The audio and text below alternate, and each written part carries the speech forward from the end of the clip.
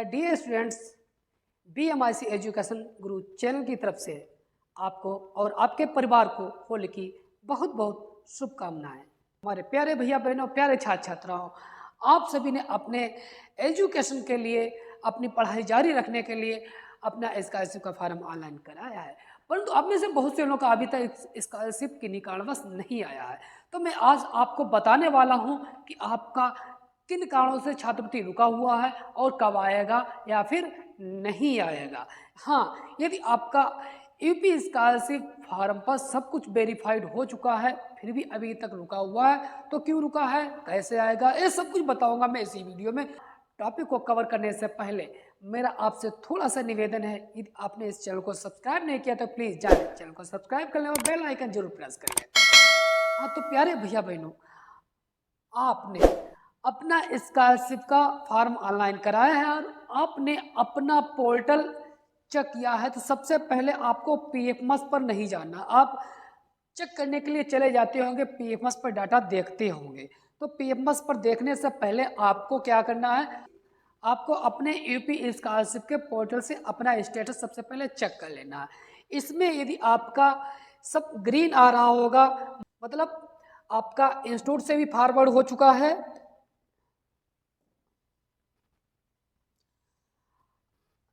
और आपका अकाउंट है वेरीफाइड बाय बैंक, आपका अकाउंट भी वेरीफाइड है, verified recommended by district scholarship committee, मतलब जिला समाज कल्याण विभाग से भी आपका वेरीफाई हो चुका है। मतलब कि अब आपके स्कॉलरशिप के फॉर्म पर कमी नहीं है। ये सब कुछ वेरीफाइड होने के बाद भी कुछ ऐसे कारण हैं जिसमें आपका स्कॉलरशिप नहीं आ सकता है। हम ये नहीं कहते आपका फॉर्म रिजेक्ट हो जाएगा, लेकिन नहीं आ सकता है। तो कैसे आएगा वो मैं बताने वाला हूँ। अब सबसे पहले यहाँ पर आपने देख लिया भाई सब कुछ ग्रीन है, सब कुछ सही है। तब हम क्या करेंगे, हम चाहेंगे पीएमएस के पोर्टल पर। अब हम लोग क्या करते हैं, पीएमएस के पोर्टल पर देखना शुरू कर देते हैं। यहाँ से डायरेक्ट पीएफएमएस पर देखना शुरू कर देते हैं। पीएफएमएस डालते हैं तो यहाँ से, तो मैं आपको बताता हूँ, सबसे पहले यहाँ से आपको नहीं देखना है भाई। आपने अपना पहले तो ये सब कुछ चेक कर लिया, सब कुछ सही है। अब आपको जाना है सीधे से स्कॉलरशिप की वेबसाइट पर, अपने स्कॉलरशिप के पोर्टल पर आपको जाना है और इसी में ही आपको मिलेगा यहाँ पर समस्त छात्र छात्राएं जिन्होंने अभी तक अपने बैंक खाते में आधार सीडिंग नहीं कराया, तत्काल अपने संचालित बैंक खाते में आधार सीडिंग करा लें। ठीक, इसके नीचे ही एक लाइन चल रही होगी, तो आपको इस पर क्लिक करना है। इस लाइन पर आप क्लिक करेंगे तो नया आपके पास पेज ओपन होकर के आ जाएगा। अब इस पर आपका लिखा होगा बैंक, बैंक का नाम आपको वो बैंक डालनी है जो आपका एनपीसीआई एक्टिव है। एनपीसीआई किस बैंक में एक्टिव है, तो इसके लिए हमारे आई बटन पर जा सकते हैं, डिस्क्रिप्शन में मैं भी इसका लिंक डाल दूंगा। आप वहाँ उस वीडियो को देख करके चेक कर सकते हैं कि मेरा अकाउंट कौन सा एक्टिव है, और यदि इनएक्टिव होगा तो एक्टिव कैसे कराएंगे वो भी वीडियो में मैंने बता रखा है। एक्टिव जो बैंक होगी तो उसी बैंक का आपको यहाँ पर नाम डालना है, क्योंकि एनपीसीआई एक्टिव वाले अकाउंट पर ही आपका पैसा आएगा। आपको यहाँ पर वो बैंक डाल देनी जो एनपीसीआई एक्टिव है। इसके बाद आपको अपना उसी बैंक का अकाउंट नंबर यहाँ पर डालना है। इसके बाद जो अकाउंट नंबर डाला इसी को फिर आपको रिपीट करना, मतलब कंफर्म कर देना है। इसके बाद जो भी कैप्चर कोड होगा आपको कैप्चर कोड फिल कर देना है। इसके बाद ऑप्शन मिलेगा send OTP on registered mobile number, मतलब जो आपका मोबाइल नंबर रजिस्टर्ड है उस पर ओटीपी जाएगी। लेकिन आप में से बहुत से साथियों की समस्या होती है कि कहते हैं कि ओटीपी नहीं आ रही है। तो भाई ओटीपी के लिए मैं बताऊं, जो एनपीसीआई एक्टिव बैंक है उसमें भी वही मोबाइल नंबर आपका लगा होना चाहिए जो आपके आधार कार्ड पर नंबर लगा है। दोनों पर वही सेम नंबर लगा होगा तो आपके पास ओटीपी आ जाएगी। ओटीपी आने के बाद प्रोसेस कुछ चलेगा, उसमें यदि आपका पैसा आ चुका होगा या 10 से 15 दिन में आने वाला होगा तो आपका रियल अमाउंट यहाँ पर दिखाई देगा, कितना पैसा आने वाला है। आपके कुछ पिछले रिकॉर्ड भी दिखाई देगा कि कब कब पैसा आया था और अब भी आपका आने वाला प्रोसेस में है या आ चुका है, आने वाला सब स्थिति बता देगा। और यदि आपका यहाँ पर OTP नहीं जा रही है और आपका बैंक अकाउंट में भी वही नंबर लगा हुआ है और आधार कार्ड पर भी लगा हुआ है, तो इसका मतलब अभी आपका अमाउंट रिलीज नहीं किया गया है। अब आपको सीधे कहाँ जाना है? अब आपको सीधे भाई जाना है PFMS वाले पोर्टल पर। PFMS के पोर्टल पर हम लिखेंगे यहाँ पर PFMS, इंटर मारेंगे, उसके बाद इस प्रकार से पेज हमारा ओपन हो जाएगा। पेज ओपन होने के बाद यहाँ पर दिखेगा पेमेंट स्टेटस। पेमेंट स्टेटस के बाद इसमें दिखेगा आपको DBT स्टेटस ट्रैकर। जब DBT स्टेटस ट्रैकर पर क्लिक करेंगे तो नया आपके पास पेज इस तरह से ओपन हो जाएगा भाई। अब यहाँ पर आपको मिलेगी एक कैटेगरी, तो कैटेगरी में सेलेक्ट करेंगे इसमें any other external system. Any other external system पर क्लिक करेंगे तो भाई आपको यहाँ पर दो ऑप्शन देखने को मिलेंगे। एक मिलेगा बेनिफिशियरी वैलिडेशन और दूसरा मिलेगा पेमेंट। अब इसमें से भी आपको सबसे पहले किस पर चेक करना है? तो आपको भाई चेक करना आपको इस वाले पर, पेमेंट पर। आपको सबसे पहले पेमेंट पर यहाँ पर फिर अब देख लेना है। यदि डायरेक्ट यूपी स्कॉलरशिप के लिंक पर आपका वहाँ पर OTP नहीं जाता, कोई रिकॉर्ड नहीं बताता, तब के लिए बताया। पेमेंट्स के बाद पेमेंट पर आप जाएंगे। अब यहाँ पर आप अपनी इंटर एप्लीकेशन ID डालनी है। इंटर एप्लीकेशन ID में आप क्या डालेंगे? आपका स्कॉलरशिप फार्म का रजिस्ट्रेशन नंबर, वो यहाँ पर आप इंटर कर देंगे। उसके बाद आपको डालना है कैप्चर कोड, सीधे फिर सर्च करेंगे। अब यहाँ पर इनका जो भी डाटा होगा दिखाई दे देगा। यदि आपका, मैं सीधे बताऊँ, पेमेंट पर क्लिक करके यदि आपका खुल जाता है, आपका नो रिकॉर्ड फाउंड नहीं बताता, मतलब ओपन हो जाता है, तो आपको मुस्कुराने की ज़रूरत है। इसका मतलब आपका फार्म बिल्कुल वेरीफाई सब कुछ है, आपका स्कॉलरशिप आ जाएगा 100%। अब आपको कोई भी एरर देखने को मिल रहा हो, यहाँ पर जैसे पहले इनका मैंने देखा था एक बार, तो यहाँ पर रिजेक्टेड ये सब आ रहा था। आज की डेट में मैंने अब देखा तो क्या आ रहा है इनका है, इनका वैलिडेटेड हुआ है, वैलिडेटेड हुआ है 11 मार्च को। इस और एक चीज़ है, इसके बाद यदि आपका ये आ जाए अप्रूव्ड बाय एजेंसी, यहाँ पर ध्यान से भाई समझिएगा, आपका स्टेटस खुलने के बाद कुछ भी कहीं रिजेक्ट आए, कुछ भी आ जाए, अमाउंट भी इनका दिख रहा है 39,840 रुपये। अमाउंट कितना आएगा, यहाँ कितना शो हो रहा है वो अलग चीज़ है, क्योंकि रियल आवश्यक नहीं है कि इतना अमाउंट यहाँ पर शो हो रहा है, उतना ही यहाँ पर है, कुछ भी आ सकता है। अब यहाँ पर यदि आपका आ रहा हो अप्रूव्ड बाय एजेंसी, मतलब इनका फार्म अब अप्रूव्ड हो गया है, अप्रूव हो गया है। जिन लोगों में अप्रूव आ जाए तो समझ ली आपका स्कॉलरशिप 100% आना ही है। कब आएगा मैं वो भी बताने वाला हूँ। आपका सबसे पहले अपना बस यहाँ पर चेक करना है फंड स्टेटस। फंड स्टेटस पे यदि आपका अप्रूव्ड आ गया तो समझ लीजिए स्कॉलरशिप का आपका आ ही जाएगा। बाकी कहीं कहीं चाहे रिजेक्ट दिखाई दे, कुछ भी दिखाई दे। अब क्रेडिट स्टेटस में इनका आ रहा है पेमेंट पेंडिंग, मतलब जो पेमेंट है अभी डाला नहीं गया, वो पेमेंट अभी पेंडिंग में, लेकिन एजेंसी के द्वारा अप्रूव कर दिया गया। जब एजेंसी अप्रूव हो चुका है तो स्कॉलरशिप इनका आ नहीं आना है। हाँ, अब आप में से कुछ लोगों की प्रॉब्लम होगी कि पेमेंट पर क्लिक करने के बाद यहाँ पर दिखता है नो रिकॉर्ड फाउंड। यदि इस प्रकार का एरर आता है देखने के लिए, तो अब आप भाई यहाँ पर क्लिक कर सकते हैं बेनिफिशियरी वैलिडेशन पर। बेनिफिशियरी वैलिडेशन पर क्लिक करने के बाद इंटर एप्लीकेशन ID डालीजिएगा और फिर उसके बाद कैप्चर कोड डालिएगा। अब देखिए मैंने इनका अब इस पर क्लिक किया है बेनिफिशियरी वैलिडेशन पर। अब यहाँ पर आप लोग डायरेक्ट चले जाते होंगे। अब यहाँ पर आपको एरर देखने को अलग अलग मिलते होंगे कि रिजेक्टेड आ रहा, अप्रूव्ड बाय एजेंसी भी NA आ रहा है, रिजेक्टेड आ रहा है, तो आप घबरा जाते हैं। एरर देखने को मिलता है वन ऑफ आधार नंबर और bank account details are mandatory, मतलब इसमें बता रहा है कि आधार नंबर और बैंक अकाउंट में से कुछ ना कुछ तो होना जरूरी है। आपने भैया आधार नंबर तो डाल ही डाला होगा स्कॉलरशिप के फॉर्म में, बिना आधार कार्ड के आपका फॉर्म तो ऑनलाइन हो ही नहीं सकता था। आपका डिजी लॉकर ही सबसे पहले आता है, रजिस्ट्रेशन के बाद डिजी लॉकर को वेरीफाई करना होता है, मतलब आपके आधार से ही वो खुलता है। तब इसका मतलब आपका आधार तो लगा ही होगा। और यहाँ पर सीधा बता रहा है कि आधार नंबर और बैंक में से आपने कोई चीज़ डाली नहीं है।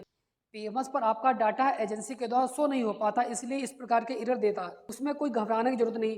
आप डायरेक्ट यदि यहाँ पर चेक करते होंगे वैलिडेशन पर इस प्रकार के एरर देखने को मिल जाते होंगे, आपको रिजेक्टेड दिखा रहा, इनका भी तो रिजेक्टेड दिखा रहा आप भी है, लेकिन अभी मैंने इसमें पेमेंट वाले सेक्शन पे क्या देखा कि इनका अप्रूव्ड हो गया एजेंसी से। इसीलिए आपको मैं बताता हूँ, आपको पेमेंट वाले पे सेक्शन पर सबसे पहले आपको चेक कर लेना है।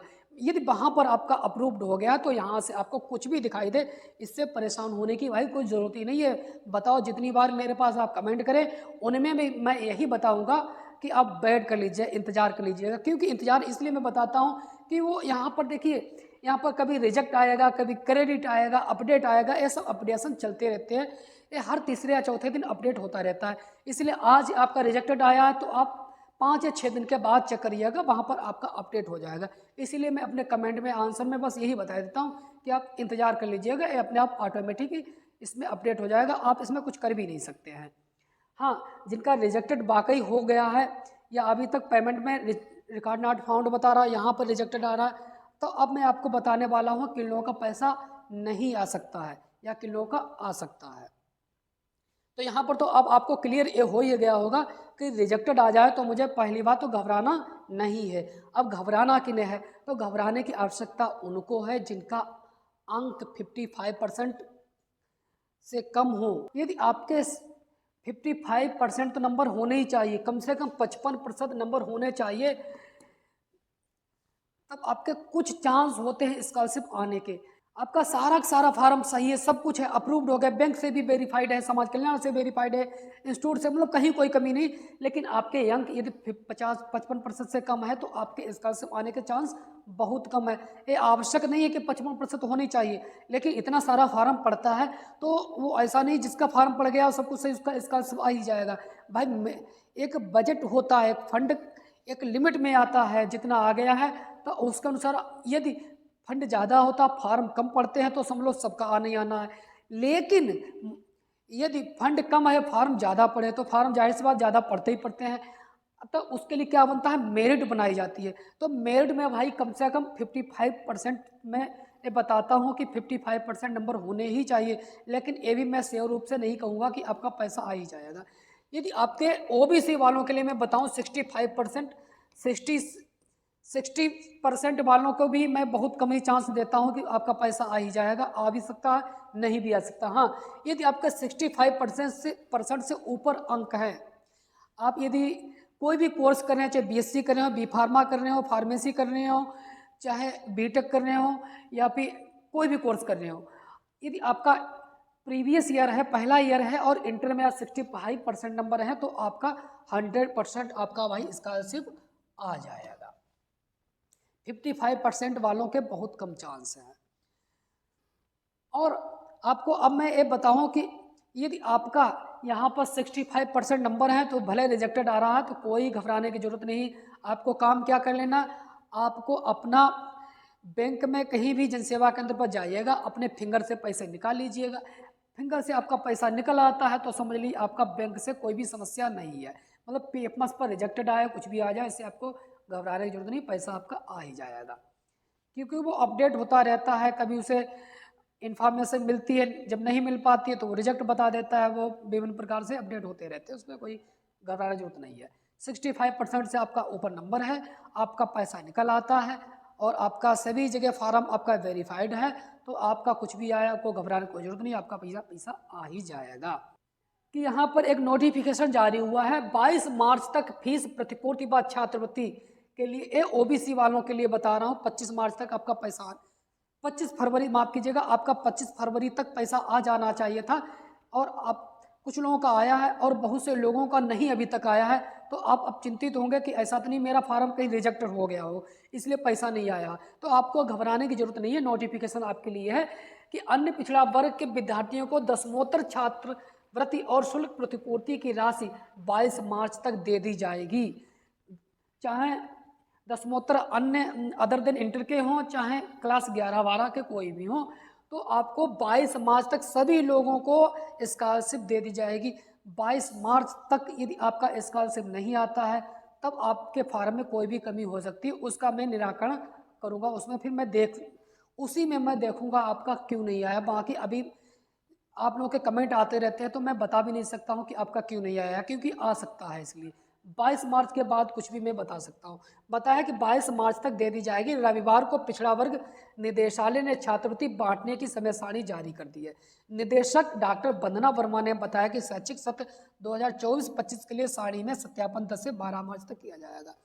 जो लोगों का नहीं आया था तो आपका बताया 25 फरवरी तक पैसा आना चाहिए था, इसका मतलब सत्यापन पहले होना था, लेकिन कुछ लोगों का सत्यापन अभी तक नहीं हो पाया है। जो बाद में फार्म ऑनलाइन हुए थे उनके लिए विशेष रूप से, तो अब उन लोगों का सत्यापन हो जाएगा भाई 12 मार्च तक। तो 12 मार्च के बाद अब आपका पैसा जो डिजिटली रूप से है वो जारी किया जाएगा, तो आप लोगों का पैसा 22 मार्च तक सभी लोगों का ओबीसी वालों का आ जाएगा। बाकी शेष आप एससी जनरल मॉनिटरी मतलब अनुसूचित जाति, अनुसूचित जनजाति, सामान्य वर्ग और अल्पसंख्यक विभाग के जितने भी छात्र छात्राएं हैं, हमारे भैया बहन हैं, इनका सभी लोगों का 20 मार्च को पैसा डाला जाएगा। कुछ लोगों का हो सकता है होली के उपलक्ष्य में पैसा पहले डाल दिया जाए, और नहीं आया है तो आपको घबराने की कोई ज़रूरत नहीं है। आपका पैसा 20 मार्च को डाला जाएगा, तो 20 मार्च से आप डेली चेक कीजिएगा। देखिए, आप अपना पैसा चेक करते नहीं आता, घबरा जाते, तो इसका मतलब ये नहीं कि पैसा आ गया सभी का एक ही दिन में आ जाएगा। थोड़ा थोड़ा करके फंड डाला जाता है, थोड़ा थोड़ा पैसा डाला जाता है, धीमे धीमे किसी ना किसी दिन आपका भी आ जाएगा। पूरे अप्रैल तक, मार्च में ही नहीं, आपको अप्रैल तक प्रत्येक वीक में आपको अपना चेक करना अकाउंट, किसी भी सप्ते में आपका पैसा आ जाता है। आप में से कुछ स्टूडेंट की प्रॉब्लम थी डीबीएफएल। डीबीएफएल यदि आ जाता है, इसके कारण रुक जाता है पैसा, तो इसमें भी आपको घबराने की जरूरत नहीं, आपका पैसा आ जाएगा। लेकिन इसमें आपको थोड़ी सी सावधानी रखनी है। आपको बस ये जांच लेना है कि आपका पैसा कहीं 50,000 रुपये से ऊपर तो नहीं आने वाला, क्योंकि कुछ बड़े कोर्स होते हैं जिनकी 60,000, 70,000, 1-1 लाख रुपये स्कॉलरशिप आने वाली होती है। उनके में डीवीएफएल आने के चांस ज़्यादा होते हैं, क्योंकि ऐसा होता है कि आपके अकाउंट में पेन नंबर ना लगाओ, पेन कार्ड ना लगाओ। 50,000 से ऊपर की धनराशि तभी आती है अकाउंट में जब आपके अकाउंट पर पेन कार्ड लगा हो। यदि आपका स्कॉलरशिप ज़्यादा आने वाला हो और पेन कार्ड नहीं लगा है, तब आपका डीवीएफएल आने का चांस ज़्यादा है। आप अपने बैंक अकाउंट में जाइएगा, पेन कार्ड अवश्य लगवा लीजिएगा। और दूसरी चीज़ है, आप देख लीजिएगा कि आपका अकाउंट जो है उसमें फंड की कोई लिमिट तो नहीं लगी है। इसका मतलब ये होता है डायरेक्ट बेनिफिशियल फंड लिमिट, कि आपके फंड की कोई लिमिट तो नहीं लगी हुई है कि आप 30,000 या 40,000 से ऊपर बाहरी कोई पैसा नहीं आ सकता है। कभी कभी क्या होता है, बैंक होती हैं वो अपनी सुरक्षा की दृष्टि से अकाउंट में बाहरी जो पैसा आने वाला होता है उसमें लिमिट लगा रखती है। पता ऐसा तो नहीं कहीं विदेश से कोई पैसा आने वाला हो, पता है 2 नंबर का पैसा आने वाला हो, इसलिए लिमिट अधिकतर लगा दिया करती है फंड पर, आपका स्टॉक लगा दिया करती है। तो आप पैसा उसमें भी पैसा आपका ब्रेक हो जाता है, रुक जाता है, तो वहाँ पर डीवीएफएल आ जाता है। तो आपके लिए इसमें भी क्या है, बैंक में आपको जाना है। आप पहले तो पैन कार्ड आपका लगा होना चाहिए। वहाँ पर यदि आपको संपर्क कर लेना है कि हमारा इसका पैसा ज़्यादा आने वाला, 1 लाख रुपया 70-80 हज़ार रुपया आने वाला है, तो डीवीएफएल की प्रॉब्लम हमारे पास इस प्रकार से आ रही है, तो ये बैंक में दिखा देना है। तो वो ये बैंक की तरफ से होगा, वो सही कर देंगे। ये तो वो कह देते हैं हमारी तरफ से कोई दिक्कत नहीं है, सब कुछ सही है, तो आपका कुछ दिन के बाद पैसा यहाँ पर आ जाएगा। आप पीएफएमएस पर चेक करते होंगे पेमेंट वाले सेक्शन पर, यहाँ पर आपका अमाउंट कुछ और दिखाई दे रहा होगा। जैसे इनका 17,600 दिखाई दे रहा है, नीचे 4400 रुपये, तो ऊपर कितना आता है उससे नहीं मतलब है। आपका यहाँ पर लगभग जो अमाउंट है वही यहाँ वाली अमाउंट आ जाती है। आपको यहाँ पर अप्रूव्ड बाय एजेंसी देख लेना है कि आपका एजेंसी के द्वारा अप्रूव कर दिया गया। बाकी कहाँ, यहाँ इनका भी जैसे रिजेक्ट आ रहा था, लेकिन बाद में क्या हुआ, अप्रूव हो गया। इसलिए आपको कुछ दिनों में 5-5, 6-6 दिन के बाद भी पीएफएमएस इस तरह से आप चेक कर सकते हैं। यदि यहाँ पर एजेंसी से आपका अप्रूव हो गया है तो समझ लो आपका कोई दिक्कत नहीं होने वाला, भैया आपका पैसा आ जाएगा। ये किसी ने आपको बताया नहीं होगा कि यहाँ पर अप्रूव्ड होना जरूरी है। ये अप्रूव्ड हो गया, फिर आपका कुछ भी रिजेक्ट आया, कहीं कुछ भी आया, तो इस अप्रूव होने से लगभग 15 दिन के अंदर आपका पैसा आ जाता है। तो इनका है सत्येंद्र भाई हैं, इनका कुछ दिन पहले मैंने देखा था कि इससे पहले कितनी तारीख को, 5 मार्च को देखा था। 5 मार्च को 4400 रुपये दिखाई दे रहा था। उसमें क्या दिख रहा था उस दिन, इनका दिख रहा था अंडर प्रोसेसिंग विद एजेंसी। 5 मार्च 2025 को एजेंसी के द्वारा अंडर प्रोसेसिंग में था। आज की तारीख में मैंने देखा है तो इनका अप्रूव्ड हो गया है एजेंसी से 10 मार्च 2025 को शाम 5:25:17 पर, लेकिन पेमेंट पेंडिंग है। अभी पेमेंट अभी डाला नहीं गया। जिस दिन पेमेंट यहाँ पर इनका क्रेडिट होगा तो यहाँ पर इनका पैसा इस तरह से दिखाई देने लगेगा। जैसे इनका एक लोग और हैं अनवी जायसवाल, इनका भी क्या था, अप्रूव्ड बाय एजेंसी 3 मार्च को दिखाई दिया गया था, पेमेंट फेल एरर आया था। इनके यहाँ से भैया ने मेरे पास कमेंट में और व्हाट्सएप नंबर पर डाला भी था, मैंने बताया भी था इनका कि कुछ दिन बाद वेट कर लीजिए, कुछ दिन तक सब कुछ सही होगा तो आपका पैसा आ जाएगा। तो अब इनका भी पैसा है, एक बार फेल हो गया था, दोबारा फिर इनका पैसा आ चुका था। मतलब DBFL इनका आ रहा था, रोक लग कुछ भी दिक्कत थी वो अपने आप ऑटोमेटिक सही हो जाता है, तो इनका भी पैसा ये वाला आ चुका है। तो कहने का मतलब ये अप्रूव्ड हो गया एजेंसी के द्वारा, तो यहाँ पर जितना पैसा होता है तो वही पैसा यहाँ पर फिर आपको शो होने लगता है और दिखाई देने लगता है। बाकी पेपर्स पर कोई भी प्रॉब्लम आती है तो आपको घबराने की ज़रूरत नहीं, आपका पैसा कुछ ही दिन में आ जाएगा। तो उम्मीद करता हूँ दोस्तों आपको मेरे द्वारा दी गई जानकारी से आप संतुष्ट होंगे, और हाँ, मेरे द्वारा दी गई जानकारी से आपको थोड़ी सी वैल्यू मिली है तो प्लीज़ वीडियो को लाइक लीजिएगा, चैनल पर नए हैं तो चैनल को सब्सक्राइब कर लीजिएगा, बेल आइकन जरूर प्रेस करिएगा क्योंकि आने वाले नोटिफिकेशन सबसे पहले आप तक पहुँचते रहेंगे। इसी के साथ विदा दीजिएगा अपने दोस्त पटेल विवेक वर्मा को। मिलते हैं फिर किसी नए वीडियो और नए टॉपिक में, तब तक के लिए जय हिंद।